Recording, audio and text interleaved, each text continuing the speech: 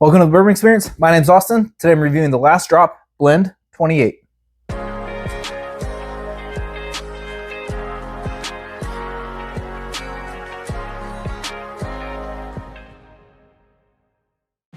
Today I'm going to be reviewing the Last Drop Blend number 28. Before I get into this, if you please like, comment, subscribe, help my channel grow. I really appreciate it. I do giveaways, and being subscribed is one of the ways to get entered into the giveaways. So make sure you get entered to be able to win some stuff. And I should be doing a giveaway within my next couple videos. It's been a couple since I've done one, so be on the lookout for that. Now let me get into this. So this is a sample that I got from Steven. This is super generous. I really appreciate it. And this is one of those things that I didn't think I'd ever be able to try. For those of you who don't know, the Last Drop is a really premium brand that originally started as kind of an independent company where they would source really old, rare scotches. Eventually, Sazerac purchased the company, and the first release they did with Sazerac was a 1980, I believe, distillate Buffalo Trace bourbon. And the MSRP on that was like $2 or $3 grand, something crazy. I've seen those sitting in a Total Wine near Las Vegas behind their lock case. I believe the MSRP is like a couple grand on these. Very expensive, very exclusive. They come in a cool little box. Typically they come with a little sample bottle as well. I'll throw a picture of it on the screen so you know what it looks like. This is just a sample, and again, I'm very, very happy and excited to be able to try this. This isn't something that I ever thought I'd be able to try. So again, huge shout out, Steven. Thank you very much. This is Blend 28. I don't know if they came out with anything else Buffalo Trace related after 1980 and then after in between this one. But from the little research I did online, when Drew took over as master blender for Buffalo Trace, he set aside some stocks of vintage whiskey, bourbon, rye, to be put aside for some time. And this Blend 28 is it's a Burr rye from those stocks that he set aside. So it's a blend of bourbon and a blend of rye, and it's 121.4 proof. And I think the last 1980 release was pretty low proof. So I'm excited about this. Some vintage Buffalo Trace at barrel proof is nothing to scoff at by any means. So super excited for all of that. So with all of that, let me get into this. I'll start with the color.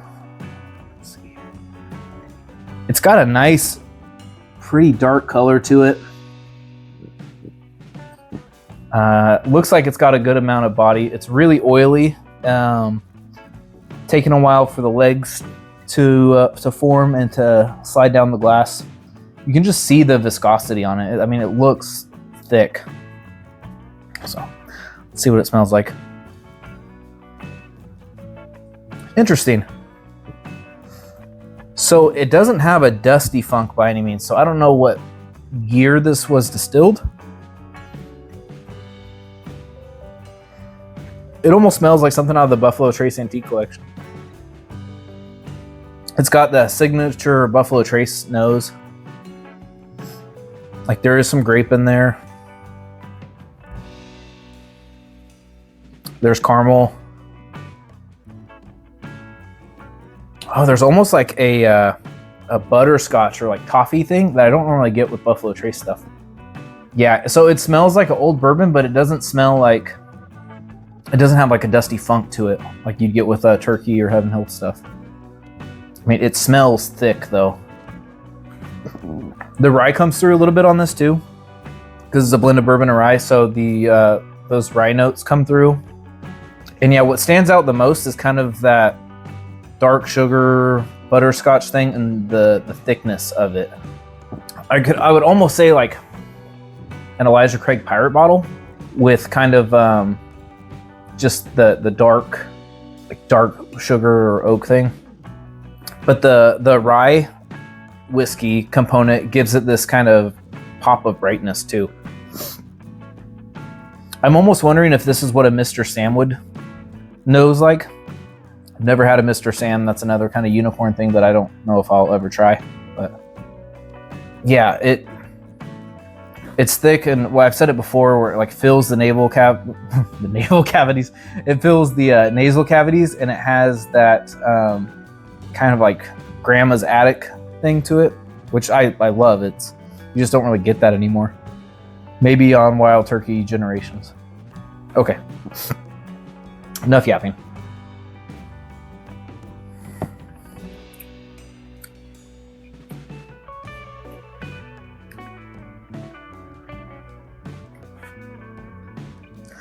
That is a roller coaster. Oh my gosh.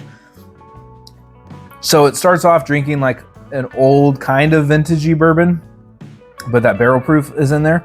And then mid palate towards back is it drinks like a rye whiskey. And then it finishes back with these like dark fruits, bourbon, oak, brown sugar, sweetness. I might have to pour a little bit more. I was hoping to save a little bit of this sample. We'll see. Oh my gosh.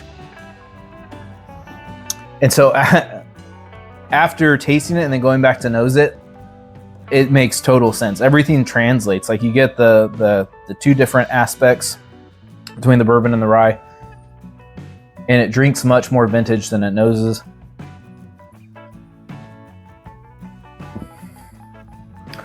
Yeah, that butterscotch, oak, Buffalo Trace rye, and then transitioning back to those brown sugar, dark fruit, oak things on the finish. And the finish goes forever. And it is super viscous, super mouth coating. It really is like an entire experience. It kind of just takes over. And I think the 121.4 proof really adds to that. I'm glad they didn't water this down.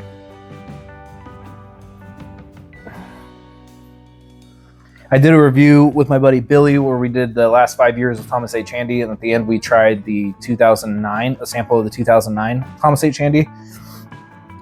This kind of has that kind of same thing to it, but also like if you mix that with like a really good GTS pick somewhere in there, I wish I could try Mr. Sam so I could compare the two. Because I would hope this is what Mr. Sam tastes like.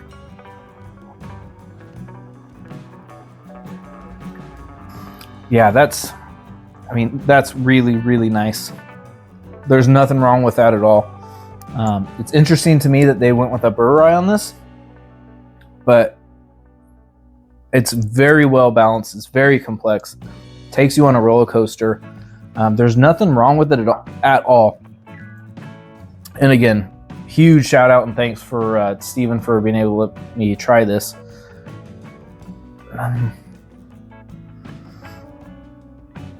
Like, it's not even a complaint. There's nothing wrong. This is like, there's nothing wrong with this. This is fantastic. I don't know if I would spend the money on it, only because I would, if I was going to drop a couple grand or a few grand on a ball, I'd probably go with something else. If I just had unlimited cash flow, yeah, I'd be all over this in a second. But the only thing that I would maybe change, or what would suit me just a little bit more, is if the rye was a little bit subdued. Overall, I don't tend to be a big burr rye fan. I like bourbon, I like rye. I don't necessarily like to blend them too much. This is fantastic, but the only thing that I would say is maybe if the rye aspect was dialed down just a little bit. But I'm splitting hairs here, grasping at straws to find something wrong with it, because this is ridiculous. Oh yeah, the nose just keeps getting better. The darker, funkier notes are starting to come through a little bit more. But man, that's where I'm going to leave this. I don't know what else to say. This is really something special. You know what? I tried a sample of a Van Winkle rye, and it kind of had some similar characteristics of that, where there's like some like pear and honey note in there. So like kind of the mid palate when the rye really comes through, the brighter flavors, it brings with it like this honey viscosity and flavor or sweetness, along with a little bit of a pear aspect too. And then it starts with the darker flavors and then ends with the darker flavors. But yeah, that's where I'm leaving this. Absolutely ridiculous. As always, Bourbon Experience is all about good pours and great times with whoever you're with. Whiskey's meant to be enjoyed, so crack those bottles. Cheers.